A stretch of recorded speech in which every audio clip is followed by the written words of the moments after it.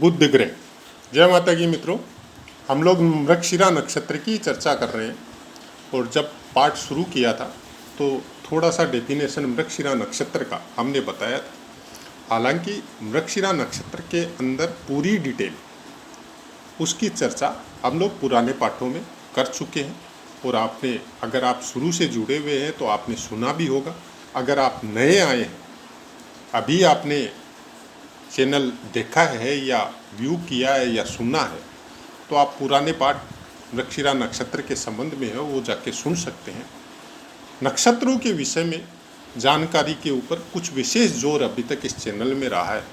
हालांकि ग्रहों के विषय में बहुत कुछ बताया गया है, योगों के विषय में या मुहूर्त के विषय में इनके भी पाठ दिए हुए हैं हमारे। तो आप राशि या ग्रहों के विषय में भी जानकारी रखना चाहते हैं तो आप पुराने पाठ सुनना पड़ेगा आपको, क्योंकि अभी जो चर्चा चल रही है वो चर्चा आप ये समझ सकते हैं कि ये डीप स्टडी की चल रही है। उसके आगे भी बहुत आगे तक हम लोग जाएंगे नक्षत्रों के विषय में, और ग्रहों के विषय में भी पाठ हमारे खासकर मेष लगन में तो दिए हुए हैं, गुरु तक, गुरुदेव तक। और फिर वापस हम लोग नक्षत्रों में अभी वापस इंटर हो गए और उसी के पाठों को फिर आगे बढ़ा रहे हैं। तो आज मृगशिरा नक्षत्र में हम लोग बुध देव की चर्चा करेंगे कि अगर मृगशिरा नक्षत्र में बुध देव का प्लेसमेंट हो तो आपको कैसे फल प्राप्त हो सकते हैं। मृगशिरा नक्षत्र का स्वामित्व मंगल देव के पास है और बुध ग्रह अगर प्लेस हो जाते हैं मृगशिरा नक्षत्र में तो आपको प्रथम चरण, पहला चरण में अगर बुध देव हो तो जातक सर्वगुण संपन्न होता है। मतलब इंसान में जितने गुण होने चाहिए वो सब जातक के अंदर होते हैं, ऐसा हम लोगों को पुस्तकों में देखने को मिलता है। लेकिन क्या एज इट इज वैसा का वैसा होता है? नहीं, ये कुछ इंडिकेशन देता है आपको। सर्वगुण संपन्न मतलब आपका दिमाग इतना ज़्यादा एक्टिव होता है कि सामने वाले की बात को आप तुरंत समझ लेते हैं। मतलब वो अपना सेंटेंस पूरा करता नहीं है, उसके पहले आपको समझ में आ जाता है और आंसर भी आपके मुंह में आ जाता है। और आप हो सकता है किसी कारणवश उसको बोले नहीं, सम्मानवश बोले नहीं, लेकिन उसका मंतव्य और उसके आंसर वो सब आपके दिमाग में सेट हो जाते हैं। और अब आपके ऊपर डिपेंड होता है कि आप शब्दों का चुनाव किस तरह से करते हैं उसको बताने के लिए। तो वैसे गुण आपको यहाँ पे प्रथम चरण में अगर बुध देव है मृगशिरा नक्षत्र में तो वो प्राप्त होते हैं। अगर दूसरे चरण में है तो जातक धन जुटाने के लिए सॉरी, मतलब ये नहीं सोचता है कि ये काम छोटा है, ये काम बड़ा है। उसको अपने जीवन यापन के लिए या अपने जीवन को ऊपर उठाने के लिए, मतलब उसको प्रोग्रेस करने की, एक तरह से आप ये बोल सकते हो कि बहुत बड़ी भूख या बहुत बड़ी लालसा या बहुत ही ज़्यादा विल पावर कि मेरे को बहुत ऊपर तक जाना है। मतलब ऐसा इंसान एकदम नीचे से लेके एकदम ऊपर तक फ्लाई करता है।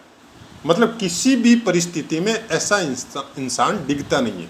ये ऐसे आदमी चाहे कैसी भी परिस्थिति इनको मिली हो, बाय बर्थ मिली हो या अपने घर की वजह से मिली हो, चाहे अपनी एजुकेशन की वजह से मिली हो, कैसे भी मिली हो, कैसी भी परिस्थिति, उसी परिस्थिति में रहते हुए ये उसी तरह के काम करते हुए और धीरे धीरे धीरे धीरे अपना एक स्टेटस बनाएंगे अपने दम पे। और कभी भी अपने जो इन्होंने अपना जो टारगेट फिक्स किया है उसके अंदर अगर कोई इनको डिस्टर्ब करेगा तो उनसे ये दूरी बना लेंगे और अपने टारगेट की तरफ हमेशा इनकी नज़र रहेगी। और उस टारगेट तक जाने के बाद में ये अपना दूसरा टारगेट सेट कर लेंगे कि अब वहाँ जाना है। तो ऐसा इंसान का विल पावर आप सोच नहीं सकते। मतलब आम आदमियों से 1000 गुना ज़्यादा विल पावर ऐसे इंसानों में होता है। अगर ये गिर भी गए, चोट भी लग गई या कोई तकलीफ भी आ गई या काम करते करते किसी ने इनका मतलब कुछ बुरा भी कर दिया तो उसको रिप्लाई नहीं देंगे। ये केवल वापस खड़े होंगे और दूसरे काम को या उसी काम को ये वापस से खड़े करेंगे और बहुत ऊपर तक जाएंगे। ये वो रिप्लाई नहीं देते हैं जो गुस्से या ईर्ष्या या दंभ या घमंड की वजह से जो दी जाती है, वैसी रिप्लाई ये कभी नहीं देते हैं। ये रिप्लाई वो देते हैं कि अपना स्टेटस आपसे अप बना लेंगे। तो अगर दूसरे चरण में बुद्ध देव है तो ऐसा फल कुछ आपको प्राप्त हो सकता है। अगर तीसरे चरण में बुद्ध देव है तो जातक साहसी, बुद्धिमान, प्रसन्नचित्त, ये सब फल आपको प्राप्त होते हैं। कुछ विशेष इंडिकेशन रह सकता है स्त्रियों के प्रति या फीमेल के प्रति, लेकिन बाकी सब फल बहुत अच्छे होते हैं। और आजकल के समाज में या आजकल वर्तमान परिस्थिति में मेल या फीमेल वाला अगर कोई बातें बताई जाती है तो उसको कुछ विशेष इम्पोर्टेंस हमारी नज़र में नहीं देनी चाहिए, क्योंकि देश काल और परिस्थिति के ऊपर सब फल निर्भर करते हैं। अगर आप प्रसन्नचित्त रहते हैं, आप साहसी है, आप बुद्धिमान है, तो शारीरिक ज़रूरत एक अलग मैटर रखती है। तो उसके विषय में अगर हम लोग वही त्रेता या सतयुग की बात कलयुग में करेंगे तो हमारे हिसाब से ये उचित नहीं है। कोई भी वेद का हो, ज्योतिष का हो या गीता का अध्ययन हो, आपको उस समय में लिखी हुई पुस्तकों का अध्ययन आप वर्तमान समय में कैसे करते हैं, यह आपके ऊपर डिपेंड है। आगे बढ़ते हैं। चतुर्थ चरण, यहाँ पे बुद्ध देव जातक को बहुत धार्मिक बनाता है, ईश्वर भक्त होता है, अपने परिश्रम से बहुत बहुत बड़ी बड़ी ऊंचाइयों को छूता है। और सबसे बड़ी बात है कि ऊंचाइयों पे छूकर कर भी ऐसा इंसान बहुत नम्र होता है, लोगों का भला करने में तत्पर होता है, ईश्वर की भक्ति में तत्पर होता है। और बड़े बड़े धार्मिक आयोजन ऐसा इंसान अपने घर में या समाज में या परिवार में करता है, और उनमें चाहे धन से हो, चाहे अपनी शारीरिक क्षमता से हो, चाहे अपनी जान पहचान से हो, ये उस चीज़ को सफल बनाने में लगे रहते हैं कि कोई धार्मिक आयोजन है से इनके पास धन नहीं है तो अपनी जान पहचान के द्वारा, अपने शारीरिक स्वास्थ्य के द्वारा उसको सफल बना के छोड़ते हैं। अब मृगशिरा नक्षत्र में बुद्ध देव के ऊपर अगर बाकी ग्रहों की दृष्टि हो तो आपको कैसे फल प्राप्त होते हैं? अगर सूर्य की दृष्टि हो तो आदमी को हाई स्टैंडर्ड की, मतलब बहुत अपर ग्रेड की नौकरी वगैरह में आदमी को प्रवृत्त करता है। मतलब ऐसे इंसान एजुकेशन या डिप्लोमा इस टाइप का होता है कि बहुत बड़ी बड़ी नौकरियों में इनका पद ग्रहण हो, या बड़ी बड़ी कंपनियों में ऊंचे ऊंचे पदों पे जो बैठे रहते हैं उस टाइप की नौकरी ऐसे इंसान को, या सरकारी नौकरी ऐसे इंसान को प्राप्त होती है। अगर चंद्रदेव की दृष्टि हो तो ऐसा इंसान बहुत ही कोमल हृदय का, शुद्ध हृदय का, परिवार में से प्रेम या आसक्ति करने वाला, ये सब चीज अगर चंद्रदेव की दृष्टि हो तो फल प्राप्त होते हैं। मृगशिरा नक्षत्र में बुद्ध देव के ऊपर अगर चंद्रदेव की दृष्टि हो तो ऐसा इंसान बहुत ही अच्छा, परिवार में विशेष स्नेह रखने वाला, शुद्ध हृदय वाला, किसी के साथ कोई भी, चाहे मन से हो, चाहे कर्मों से हो, चाहे वाणी से हो, कभी किसी का बुरा न सोचता है, न करता है, न बोलता है। अगर मंगल देव की दृष्टि हो बुद्ध देव पे मृगशिरा नक्षत्र में, अगर मंगल देव की दृष्टि हो तो समय, परिस्थिति और उस समय के गोचर और आपकी दशा महादशा बहुत कुछ निर्भर करती है कि वो फल आपको कैसे प्राप्त होंगे, जो बुद्ध देव मंगल देव के नक्षत्र में होने की वजह से प्राप्त होते हैं। क्यों? उसका कारण है कि मंगल देव को खुद को स्वामित्व प्राप्त है आपके मृगशिरा नक्षत्र का। अगर मंगल देव अच्छे स्थानों पे प्लेस है, अच्छी दृष्टि इनकी अगर बुद्ध देव पे पड़ रही है तो अच्छे फल प्राप्त होंगे। और मंगल देव अगर गलत स्थानों में प्लेस है और वहाँ से दृष्टि दे रहे हैं, या गलत स्थानों के स्वामी है वहाँ से दृष्टि दे रहे हैं, तो बुद्ध देव के शुभ फलों में ये कमी कर देंगे। अगर गुरुदेव की दृष्टि हो तो जातक ज्ञानी, बुद्धिमान तो बुद्ध होने की वजह से वैसे ही होता है, लेकिन यहाँ पे ज्ञानी होगा। अपने अंदर के ज्ञान को इतनी ज़्यादा मात्रा में वो समझेगा, जो नेचुरल नॉलेज होता है कि जैसे प्रकृति से संबंधित हो, धर्म ध्यान से संबंधित हो, उस तरह का ज्ञान आपको प्राप्त होगा। और विवेकी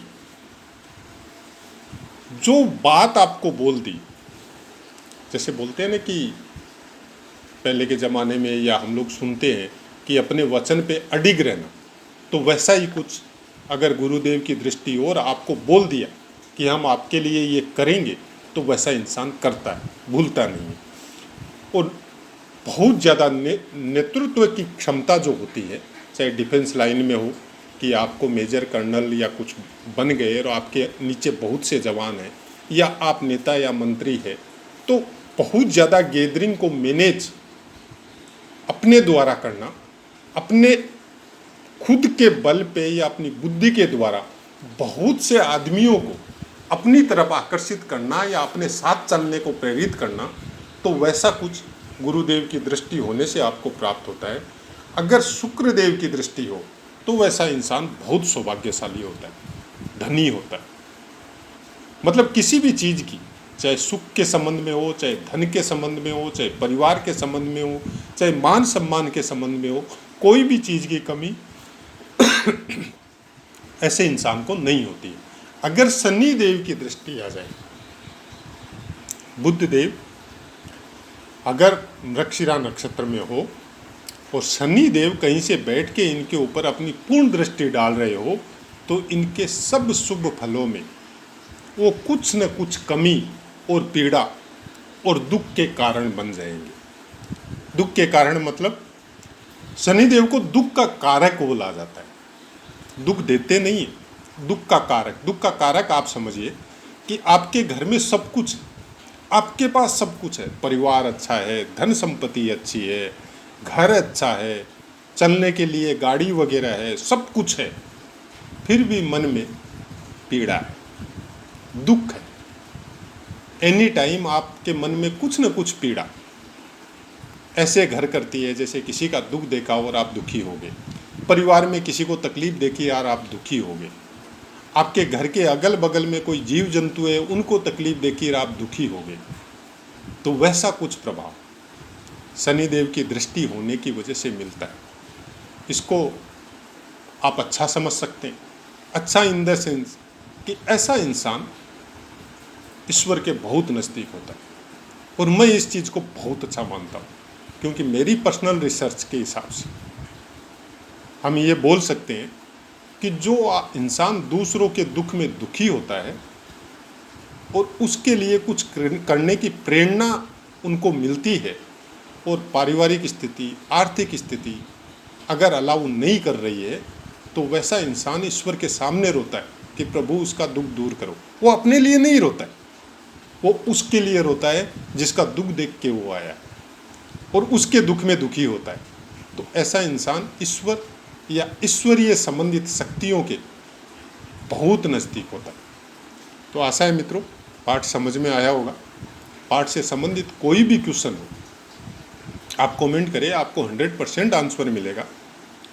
अब अपनी वाणी को विराम देते हुए और माता रानी से ये प्रार्थना करते हुए कि आप सब सुखी रहे, स्वस्थ रहे। जय माता।